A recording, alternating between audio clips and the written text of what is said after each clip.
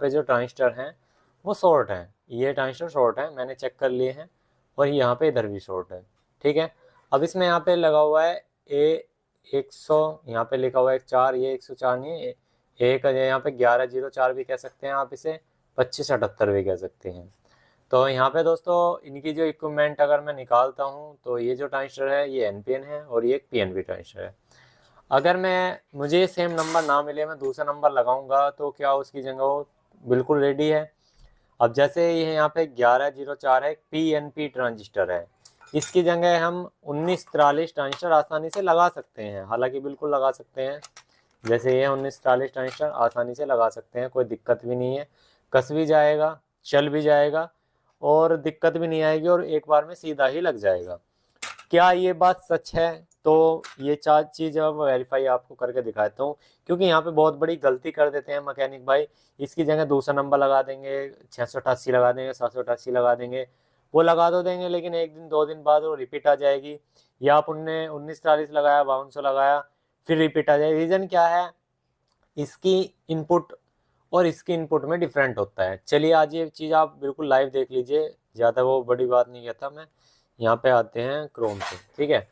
अब मैं यहाँ पे 2SC 5200 ट्रांजिस्टर, ये मैंने 2SC 5200 ट्रांजिस्टर निकाला। अब मैं इसकी अगर कोई भी एक PDF डाउनलोड करता हूँ, ट्रांजिस्टर डेटा शीट निकाल दूँ, डेटा शीट पे गया, डेटा शीट पे क्लिक करने के बाद तो मैं इसकी कोई भी एक UTC का ले लिया, जैसे मैं इसको यहाँ पे डेटा शीट को डाउनलोड कर लेता हूँ। अभी समझना ये चीज़ क्या कहने वाला हूँ मैं, काफ़ी इंपॉर्टेंट चीज़ें हैं ये। जैसे यहाँ पे आप देखो, यहाँ पे मैक्सिमम वोल्टेज भी लिखी हुई होती है डेटा शीट में, मैक्सिमम एम्पेयर भी लिखे होते हैं कि भैया इसकी कितनी मैक्सिमम एम्पेयर है और कितना ये। यहाँ पे देखिए ये लिखा हुआ है कलेक्टर करंट, बेस करंट और एमीटर कलेक्टर डिस्पेंसर हमारे कितने डिग्री तक काम करेगा, जंक्शन टेम्परेचर क्या रहने वाला है, स्टोरेज टेम्परेचर रेंज क्या रहने वाले है, कलेक्टर बेस वोल्टेज कितनी रहने वाली है। तो यहाँ पे सब कुछ लिखा हुआ है। तो आप यहाँ पे देख सकते हैं कलेक्टर टू बेस वोल्टेज है 230 वोल्ट तक ये परफेक्ट काम कर सकता है। कलेक्टर एमीटर वोल्टेज यहाँ पे आप देख सकते हैं 230 वोल्ट तक, ठीक है। उसके बाद एमीटर वोल्टेज है यहाँ पे 5 वोल्ट तक, ठीक है, ये चीज़ आप देख सकते हैं। और यहाँ पे जो कलेक्टर करंट है स्टैंडर्ड के लिए 1.5, मतलब बेस का जो करंट है 1.5 है, और जो कलेक्टर करंट है वो 15 एम्पियर तक ये कह रहा है।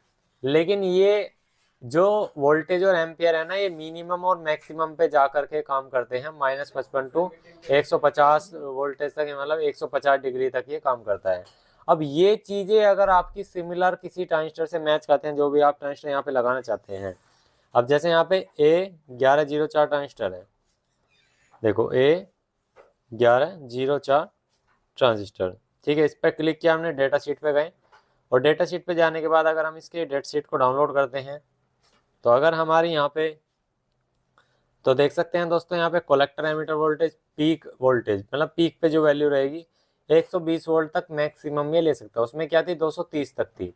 और यहाँ पे कलेक्टर करंट DC का कितना था 8 एम्पियर तक आ रहा है, उसमें क्या था 15 एम्पियर तक आप दे सकते थे। मतलब वो एक पीक की, ये सारा जो है ना पीक के लिए है, यहाँ पे लिखा हुआ है क्विक रेफरेंस, ये डाटा है मतलब पीक के लिए। यानी कि इसकी जगह अगर हम उस ट्रांजिस्टर को लगाते हैं तो ये परफेक्टली चल जाएगा। अगर हम इसकी जगह दोस्तों दूसरा कोई अल्टरनेटिव नंबर लगाते हैं, अगर आपने देख लिया साइज सेम है, जब तक आपकी डेटा सीट मैच नहीं होती है आपकी ऊपर ले जा सकते हैं, लेकिन नीचे मत आइए।